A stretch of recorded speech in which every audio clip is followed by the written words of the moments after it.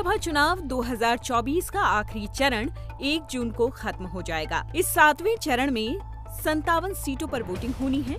इनमें से सबसे ज्यादा सीटें हैं बिहार में। बिहार की 8 सीट पर 1 जून को वोट पड़ेंगे और यहाँ की सबसे चर्चित सीट है काराकाट। यहाँ मुकाबला है त्रिकोणीय। एनडीए के प्रत्याशी उपेंद्र कुशवाहा और महागठबंधन से राजा राम सिंह मैदान में हैं।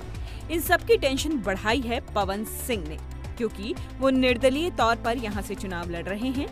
क्या वाकई भोजपुरी एक्टर के आ जाने से प्रत्याशियों की चिंता बढ़ना जायज है? दरअसल भोजपुरी फिल्मों के हीरो का एक ऐसा ट्रैक रिकॉर्ड रहा है जो बाकी दोनों प्रत्याशियों की चिंता थोड़ी सी कम कर सकता है। चलिए आपको बताते हैं ये कैसे। मनोज तिवारी हो, रवि किशन हो या फिर हो निरहुआ, ये सभी कभी भी पहली बार में चुनाव जीत गए हों ऐसा नहीं हुआ। हालांकि ये सभी फिलहाल सांसद हैं, लेकिन जब इन्होंने अपना पहला चुनाव लड़ा तब इनके हाथ लगी थी हार। निरहुआ के नाम से मशहूर भोजपुरी स्टार दिनेश लाल यादव ने 2019 में अपना पहला लोकसभा चुनाव लड़ा।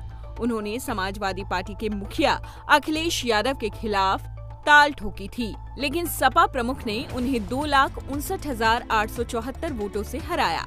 बाद में उन्होंने मैनपुरी से विधानसभा चुनाव लड़ने के लिए इस्तीफा दे दिया और 2022 में बन गए विधायक। सीट खाली हो गई। निरहुआ ने इसी सीट से जून 2022 में उपचुनाव जीत लिया। उन्होंने समाजवादी पार्टी के धर्मेंद्र यादव को 8,000 से ज्यादा वोटों से हराया था। निरहुआ एक बार फिर से आजमगढ़ से ही चुनावी मैदान में हैं और उनके सामने धर्मेंद्र यादव ही चुनाव लड़ रहे हैं। अब बात रवि किशन की। भोजपुरी एक्टर से नेता बने रवि किशन ने अपना पहला लोकसभा चुनाव कांग्रेस के टिकट पर जौनपुर से लड़ा था। उन्हें महज 4.2% वोट मिले थे। फरवरी 2017 में वो बीजेपी में शामिल हो गए और 2019 में गोरखपुर से लड़े। उन्होंने समाजवादी पार्टी के उम्मीदवार राम भुआल निषाद को 3,01,664 वोटों से हराया था। 2024 में वो फिर से गोरखपुर सीट से चुनाव लड़ रहे हैं।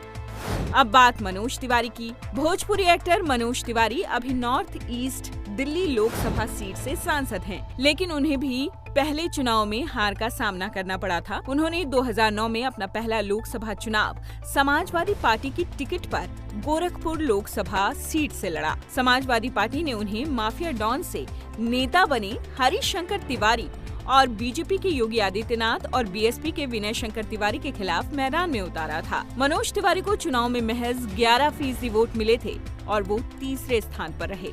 इस चुनाव में योगी आदित्यनाथ ने गोरखपुर से बसपा के विनय शंकर तिवारी को 2,20,271 वोटों से हराया था। बाद में 2013 में बीजेपी में वो शामिल हुए। 2014 में लोकसभा चुनाव लड़े और बदलाव की लहर में जीत हासिल की।